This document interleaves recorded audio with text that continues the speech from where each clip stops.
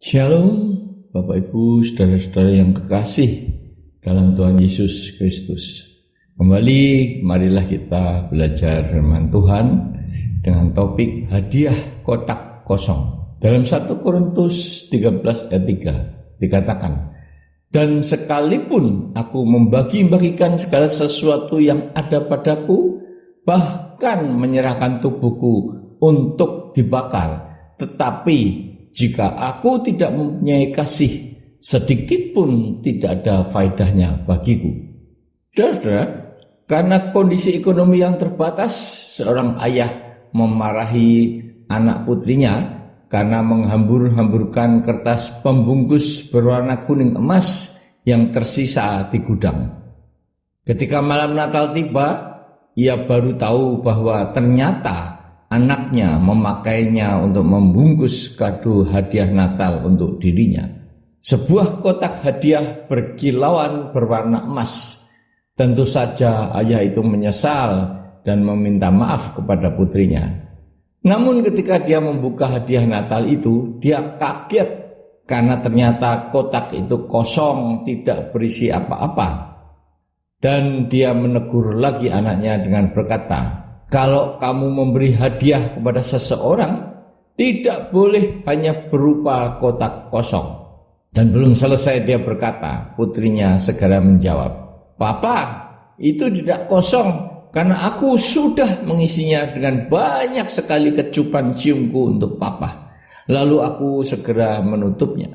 Tersentak oleh jawaban dan imajinasi polos dari putrinya, kali ini sang ayah tidak kuasa untuk menahan rasa haru dan rasa bersalahnya. Dipeluknya putrinya erat-erat sambil berkata, maafkan Papa nak, terima kasih atas hadiah yang terbaik untuk Papa. Saudara-saudara, kesalahpengertian sang Bapa dalam ilustrasi ini mencerminkan pandangan bahwa pemberian kasih itu tidak harus berupa benda atau materi yang dapat dilihat. Sementara dalam keluguan putrinya, dia justru mengekspresikan sebuah kebenaran dan yang meluruskan kesalahpengertian itu. Kebenaran bahwa kasih itu memancar dari dalam hati. Wujudnya tidak harus berupa materi, meskipun dapat tidak terlihat, namun sungguh dapat dirasakan. Dalam himne cinta kasih yang ditulis Rasul Paulus dikatakan, dan sekalipun aku membagikan segala sesuatu yang ada padaku, bahkan menyerahkan tubuhku, tetapi jika aku tidak mempunyai kasih, maka sedikit pun tidak ada faedahnya bagiku. Dalam 1 Korintus 13 ayat 3. Jadi menurut sang Rasul, ketika kita memberikan barang milik pribadi, yaitu materi, bahkan tubuh yang kelihatan pun, bisa saja tanpa ada kasih di situ. Kasih itu lebih besar, lebih luas, lebih dalam daripada sekedar materi benda. Kita sering salah mengerti.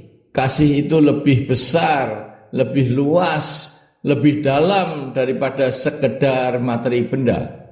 Kita sering salah mengerti tentang kasih, apalagi pandangan dunia modern yang materialistis ini, yang semakin memperparah kesalahpengertian ini.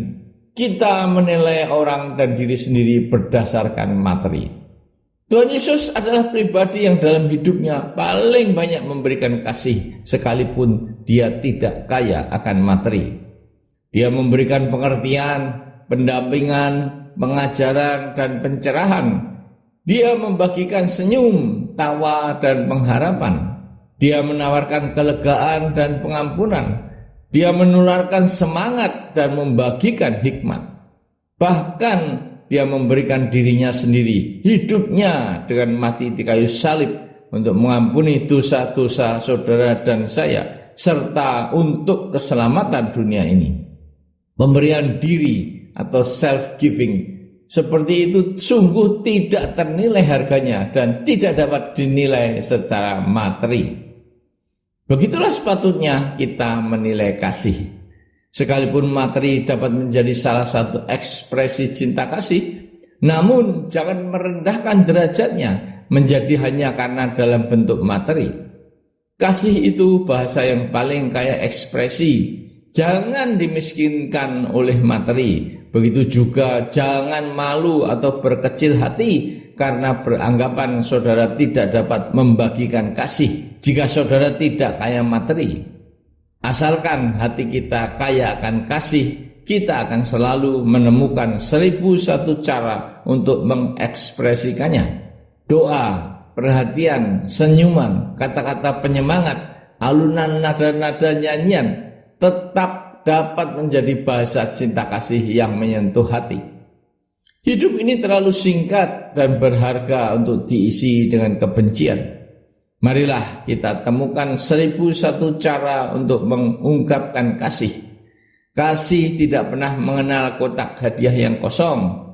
Hadiah terbaik dalam hidup adalah kasih yang telah menemukan jalan untuk dinyatakan dengan segenap hati. Penuhilah hari-hari kami dengan bahasa cintamu ya Kristus. Amin.